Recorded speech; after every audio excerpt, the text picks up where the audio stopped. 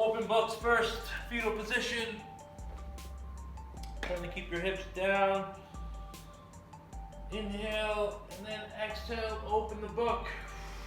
Whoa, my lower back is tight from all that shoveling. I'm not sure if you guys went out there and shoveled, but this is gonna be a great stretch for that upper back, shoulders. Let's do 18 each side. Next up, around the world.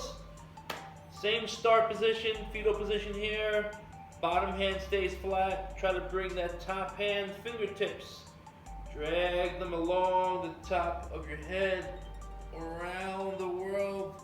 And once you get to that same position on the other side, your palm should be up. Flip the palm down. Whoa, good stretch in the shoulders for me. Now try to keep that shoulder down. Try to keep your hand down.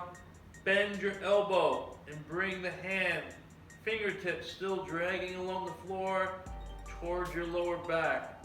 Wow. Ideally, hand, elbow, and shoulder still touch the floor, but I can't do it.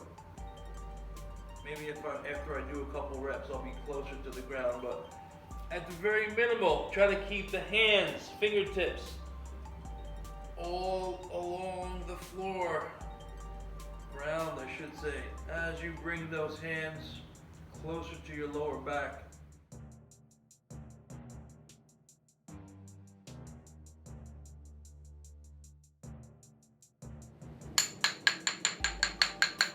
Guys are good, ready to rock? Warm up. We're gonna do some ascending reps, compounding reps, 3 exercises, all geared around protecting the shoulder or getting the muscles around the shoulder blade prepared for your main lift today, which is the chest press. So, first exercise, empty pockets, really simple stuff. Arms bent 90 degrees, rotating outward, trying to activate the upper back, pinching those shoulder blades together. Again, all the muscles that support the shoulder blade or scapula. Okay, starting with 5, adding 5 each time. Next up, Scaption raise. So we're going to take a slight hinge of the hips, push the hips back nice and flat. Think about a Y position. We've done YTWs numerous times. You're doing a Y here, okay? Trying to get those thumbs up. Not trying to. I'd like to see you use your thumbs up. So hand grip, thumbs up. You only have to come up parallel to the floor. Don't come up any higher than that. Just keeping that smooth motion, trying to keep your arms straight. Okay? Starting with 5, adding 5 each time. Next up, banded pull down. So think about a snow angel now. Bring that band, straight arms right down towards your chest. Okay, boom, mimicking a pull-up almost, here.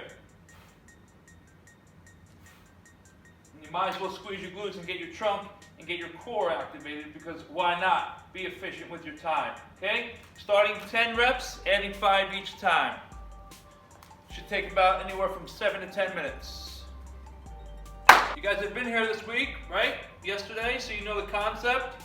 Main focus is gonna be chest, delts, front part of our body, but also our rear delts, and obviously core, right? So let's get to it. Main lift is going to be your chest press. A couple different ways you can do it.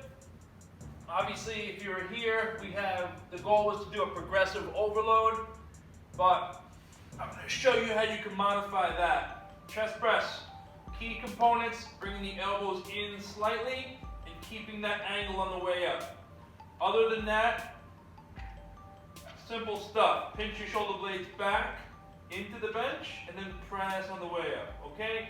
Now, a couple different ways. You can bring those knees up or feet up off the ground into a tabletop position. Think about a dead bug position. Keep that lower back smashed into the ground. That's gonna change up the exercise significantly, okay? Bring that attention more to your core.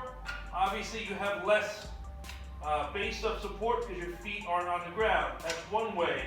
Number 2, you can do a alternating, holding one up, still trying to keep that lower back flat.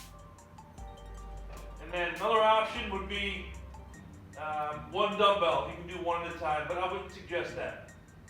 Okay, so you can do four different options actually. Here, feet flat. If you're doing a floor press, you can bring your knees up off the ground. Here, or you can do here, even here. So you're not holding that one up, still trying to keep that lower back flat. Okay, those are some options for you. My suggestion would be start with the easiest one and then use the challenge, progress it in a different way. So instead of adding weight, you can progress it and make the exercise more challenging for your core. Okay, that's exercise A. Exercise number 1, your complementary exercise, is going to be a chest fly. So, same thing, sort of. Elbows are slightly bent. Knuckles are facing each other. Fingertips are facing each other, whereas here they were facing away. Here facing each other. Pinch your shoulder blades back, and then you're bringing your arms closer together. And I'm going to suggest that on the way up, you bring your pinkies in first. You're really trying to scoop it up almost. So you're scooping up that air. So your chest lifts up off the bench, and you get more lat recruitment into it. Okay? And on the way down, be careful you don't drop your hands below parallel. Okay? That's exercise number 1. 15 reps there. Your opposing muscle, your exercise number 2, is going to be a rear fly. Taking a hinge position. Simple stuff. Elbows same bent. They're bent the same as the chest fly. Now you're pinching back. Trying to keep that good strong posture. Hips back, flat back. Drawing those shoulders back, squeezing the elbows together. Trying to squeeze the elbows together. Okay? That's 12 reps there. And then your exercise number 3, your hold, is going to be a front support plank. So, good strong core, squeeze your glutes, tuck underneath, and then press forward a little bit so those shoulders come past the fingertips. Okay, you're holding here, and that's anywhere from 45 seconds to 90 seconds. You're only doing that round once, so challenge yourself however you feel you need to challenge yourself. Those are your 4 exercises for your work period. All right, here we go. Finisher time, Tabata, times 2. 20 seconds of work, 10 seconds of rest. 8 rounds would be 1. We're gonna do that twice, 2 exercises.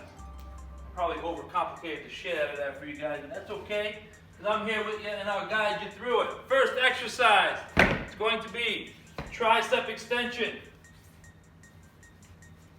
So, taking 1 dumbbell, if not 2, whatever you guys got, and we're going to put that behind our head. Make sure you have a nice safe grip on it. So, I put my thumb and my pointer finger around the dumbbell, so that dumbbell sits in the crease, and then I overlap that other hand. Try to keep your trunk down, abs nice and tight, and let that dumbbell come all the way back down, extending on the way up.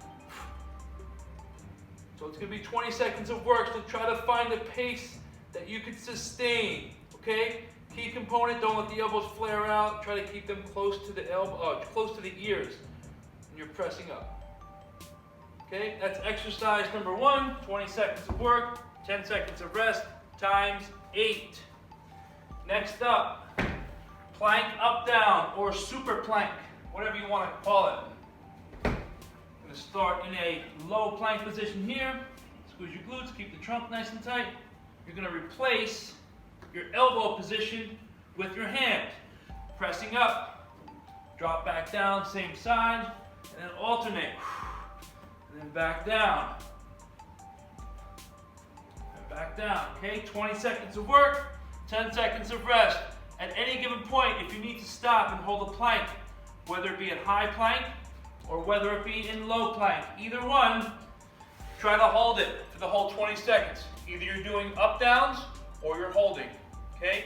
That's a challenge. It's supposed to be a little stretch for you guys, something you guys could strive for, okay? Any questions, comments? Let's go.